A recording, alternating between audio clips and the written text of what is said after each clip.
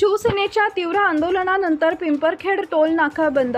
युसुफ पठाण, प्रतिनिधी मालेगाव, नाशिक. आमदार सुहास कांदे यांच्या मार्गदर्शनात महाराष्ट्र औद्योगिक कामगार विकास सेनाच्या कर्मचाऱ्यांच्या न्याय हक्कासाठी व विविध मागण्यांसाठी कामगार सेना व शिवसेनेच्या वतीनं टोलनाका व्यवस्थापनाच्या विरोधात आंदोलन करण्यात आले.